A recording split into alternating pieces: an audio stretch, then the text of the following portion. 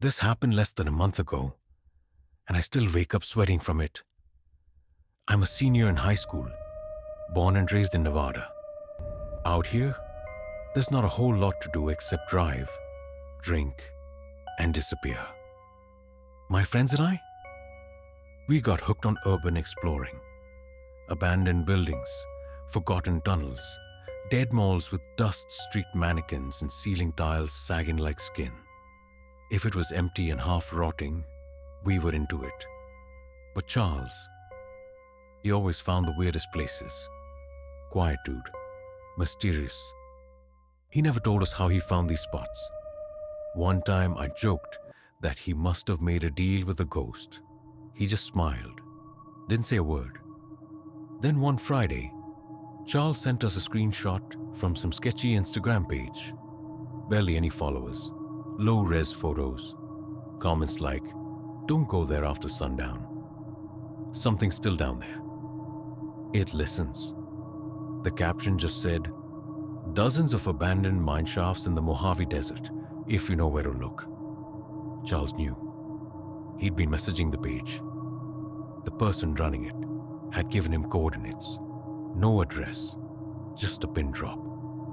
Middle of nowhere. That Saturday, it was me, Charles, and James. I've got a Wrangler, perfect for desert driving, so I took the wheel. We followed the map until the road turned to dirt, and then the dirt turned to nothing. No signs, no fences, just empty open land that looked like God had forgotten it. We drove in silence for a long time. Then, out of the blue, James pointed. "Something's there." It looked like a pile of old wood at first, but as we got closer, we saw it. A half-collapsed entrance built into the side of a slope showed up with rotting beams. A dark, open mouth behind them. It was a mine shaft. Charles didn't say anything, just dropped a pin on his offline map and smirked. "Told you," he said. We parked, masked up, geared up. Charles even brought gloves, like he'd been planning this for weeks. The three of us stood at the entrance, looking into the dark. Charles picked up a rock, tossed it in. We waited. Clang, clang, clang. Then silence. Deep silence. Like something down there has swallowed the sound. Charles looked at us. "If you fall," he said, "you're not getting back up." We went in anyway. The shaft sloped down instead of dropping straight, which helped, but it was steep, loose ground, old beams lining the walls. The deeper we went, the colder it got, and quieter. I mean dead quiet. Like the air didn't carry sound the same way anymore. Eventually the tunnel leveled out into a wider space. Rail tracks half buried in dust, old wooden supports every few yards, a rusted hook dangling from a chain that creaked when we walked under it. There was nothing down there. Nothing worth taking. No cool graffiti, no tools or bones. Just silence, and then drag. A soft sound, like something being dragged across the dirt. I froze. So did Charles. James whispered, "Turn your lights off." We did. Darkness swallowed everything. We just stood there, breath held, ears straining. Drag, scrape, drag. It was getting louder. We couldn't tell how close it was. It echoed weird, like the tunnel was playing tricks on us. Then, clank. Something metal dropped hard. And then a sound I can't describe. Not properly, not fully. It was a scream, high and broken and wrong. It echoed through my spine. It sounded like something pretending to be human, but failing. We ran. I was in the back. My shoe caught on something. I went down hard, foot half bare on jagged wood. I didn't even feel it at the time. Just scrambled to my feet and kept going. The pain a blur under the adrenaline. Charles and James had already reached the incline. I clawed my way up, half crawling, my foot throbbing like it was on fire. Each step was agony. The beams around me creaked. I I swear on my life, I heard footsteps behind me, heavy ones, wet ones. I burst into daylight, collapsed on the sand. My foot was bleeding, splinters deep under the skin. James threw open the car door, and we tore out of there like hell was behind us. Maybe it was. We didn't talk much after that. Not in the car, not even at the hospital. My foot was torn up, tetanus shot, stitches, antibiotics. I couldn't walk right for a week. A few days later, James mentioned he'd lost his wallet near the mine. He wanted to go back, just to the entrance, so we did. We didn't find the wallet. We did find my missing shoe. It was lying in the dirt outside the mine, ripped open, like something had chewed on it. Teeth marks, whole chunks missing, leather torn in jagged patterns. We left. We haven't gone back. I know what you're thinking. Homeless guy living in the mine. Some animal? Maybe. But then explain this. Who the hell screams like that? Why was there more than one scream? And why did the Instagram account Charles messaged, the one that led us out there, go completely dark afterward? No replies, no posts, no account. Gone. Like it never existed. Not in the desert. I don't go exploring. Not anywhere that's too quiet. Because I still hear it sometimes when I close my eyes. That dragging sound. It's been 3 weeks since we found my shoe. I've tried to let it go. Tried to tell myself it was just an animal. That we imagined the scream. That maybe we wanted to hear something down there. But then Matt started texting me weird stuff. It started small. Just a photo of the back of his shed.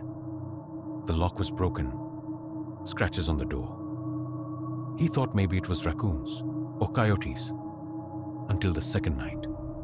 That's when he sent a voice memo at 2:13 a.m. I still have it saved. There's this scraping sound in the background. Slow and heavy, like something being dragged across concrete.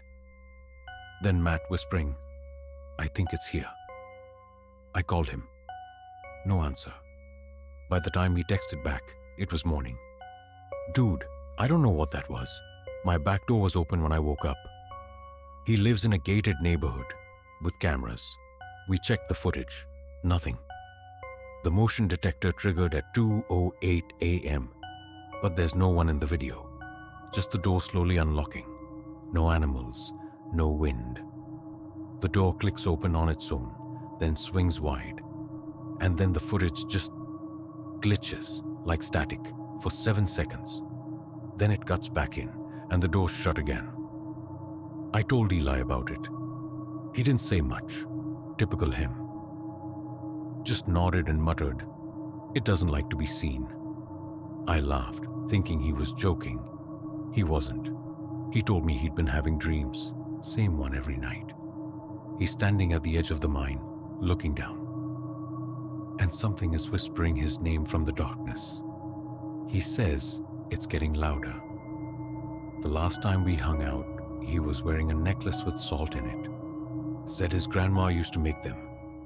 It doesn't follow rules, he said, but it hates purity, salt, fire, iron. That's why the mine held it for so long. I asked him how he knew that.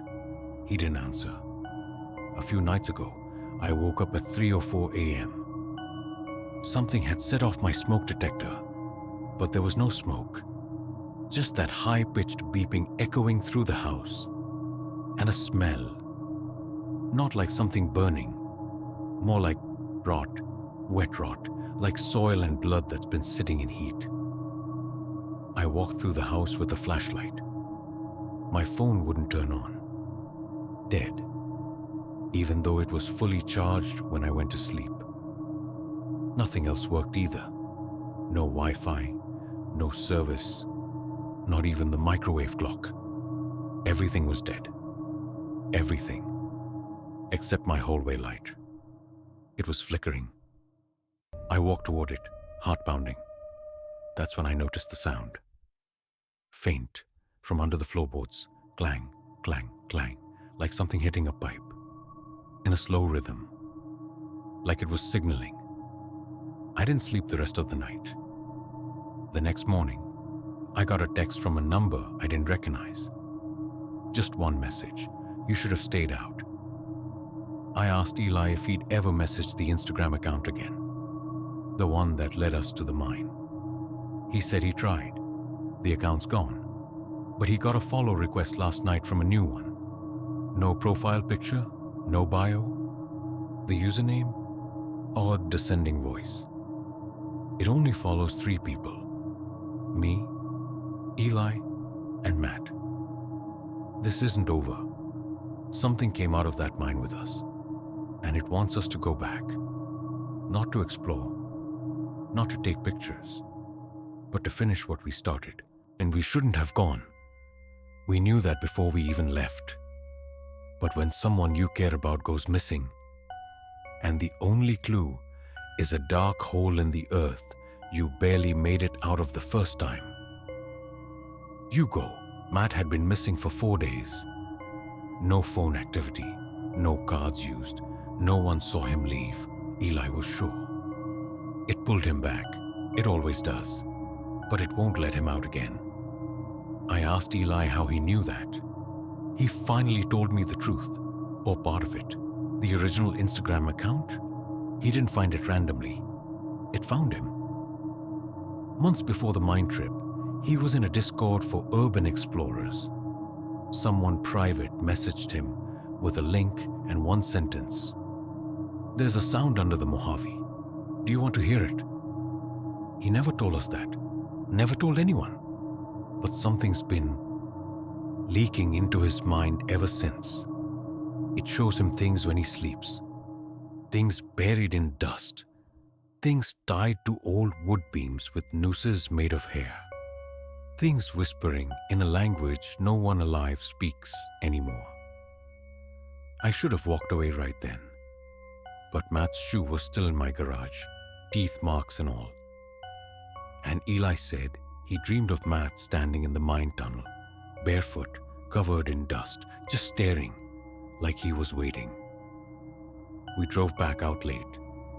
We didn't talk, not much to say. We both knew whatever was waiting, it wouldn't be natural. It wouldn't be fair. It wouldn't play by rules. The sun had just dipped when we parked near the same spot. Same gaping maw in the dirt, same broken beams. But something was different this time. There were footprints in the sand. Bare. Heading in, not coming out. I asked Eli if we should call someone. He just looked at me and said, "Would anyone believe us?" We went in. The air inside the mine wasn't cold this time. It was wet, not damp, not humid. Wet like the air had been soaked in something rotting. Our flashlights flickered the moment we crossed the threshold. Not dead, just weaker. Like the dark was absorbing the light faster than we could throw it. Every step echoed like we were being followed or watched. I could swear the tunnel was different, longer, narrower. The beams seemed closer together, and some of them were missing chunks, like teeth had gnawed into the wood. We reached the same junction where we heard the scraping last time. Eli stopped and knelt. There were marks in the dust. Drag marks, not fresh, but not old either. Then I saw it. A fingernail, broken, jammed into a crack in the rail, still stained red. Eli whispered, "Matt was here." That's when we heard the sound again. But this time, it didn't echo. It didn't come from down the tunnel. It came from behind us. Clang, clang, clang, same rhythm. Like something was signaling, like it was saying, "You came back." We turned. The tunnel entrance was gone. Not collapsed, not blocked, gone. Just stone wall. I ran to it, slammed my hand against it, solid, Real. The same rock as the rest of the mine, but that entrance was right there minutes ago. Eli didn't panic. He just looked at me and said, "This place isn't underground." That's when I realized what he meant. It wasn't the mine that changed. We weren't in the same place anymore. We heard it then. A dragging noise, close, getting closer. And something else underneath it, a voice, garbled and broken, like a recording played underwater. "Why? Did you bring more?" We ran, or tried to. The mine shifted around us, walls bending, lights flickering.